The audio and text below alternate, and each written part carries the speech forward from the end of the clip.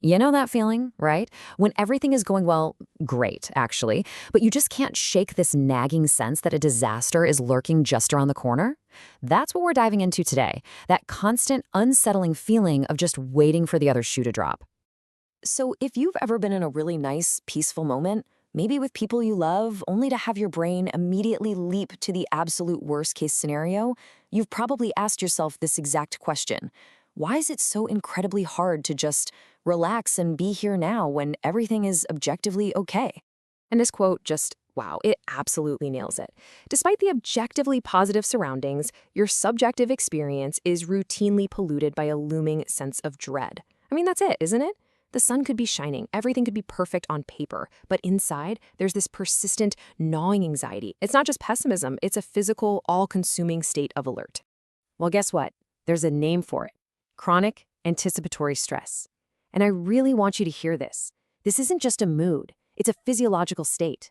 Your body's alarm system is literally stuck in the on position, constantly scanning the horizon for danger even when there's absolutely nothing there.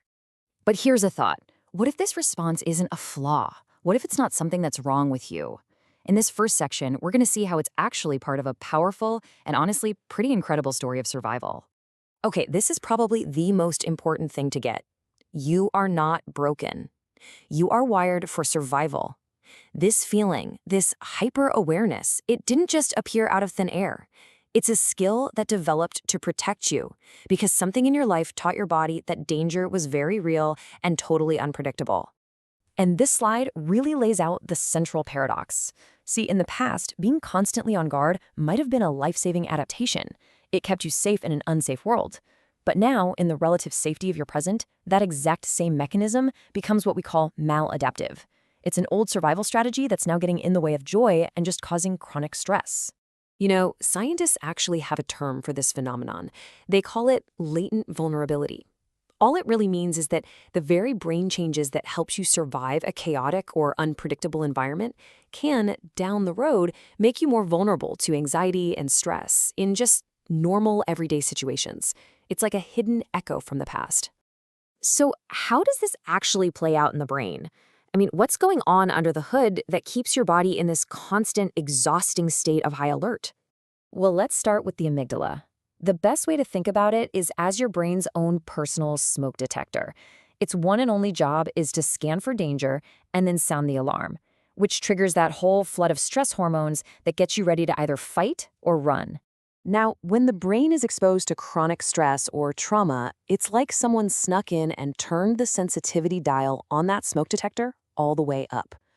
So now, it doesn't just go off for a 5-alarm fire, it starts going off for a piece of burnt toast, or maybe even just the thought of burnt toast.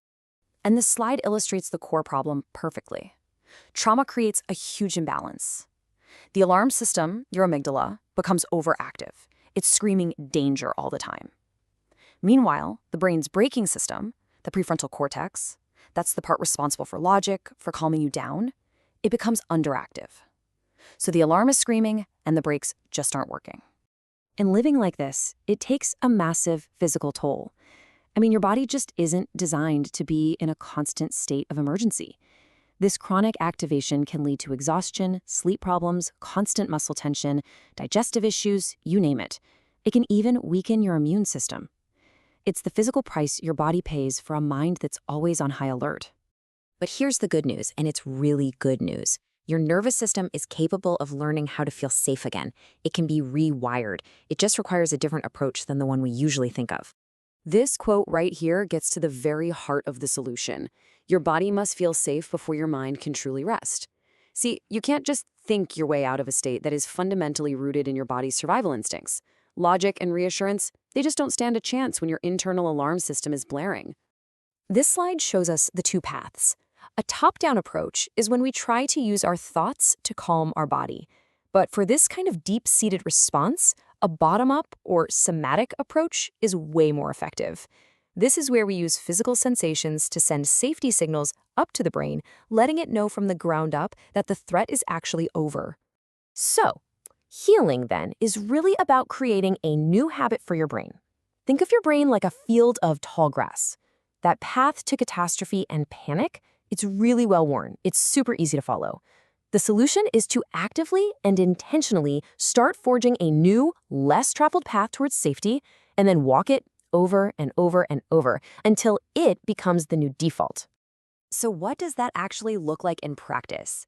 Let's explore a few simple but really powerful tools you can start using to build that new path right now.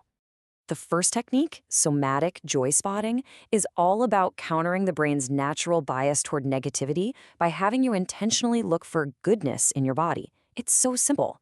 Find a quiet space, slowly scan your body, and just notice any area that feels neutral or even a little bit pleasant, like the warmth of your hands. By just savoring these small sensations, you're actively training your brain to recognize that safety exists right here, right now. Another incredibly powerful tool is earthing. This is a grounding exercise that uses your physical connection to the earth to send a powerful signal of stability to your nervous system. It yanks you out of all those what-if catastrophic thoughts and anchors you firmly in the safety of this present moment. And look, there are so many other tools. Orienting is as simple as looking around your room and naming safe, neutral objects to interrupt your brain's internal threat scan.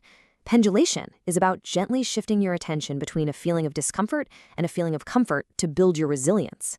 And slow breathing, especially with a long exhale, is like a direct line to your nervous system, telling it to stand down from high alert. Ultimately, healing this pattern really comes down to redefining safety itself. What if it shifts away from this frantic attempt to control every possible future outcome, and instead becomes about building a deep internal trust? A trust that no matter what shoe drops, you have the capacity and the resilience to handle this present moment. And it's in that trust that you can finally find some rest.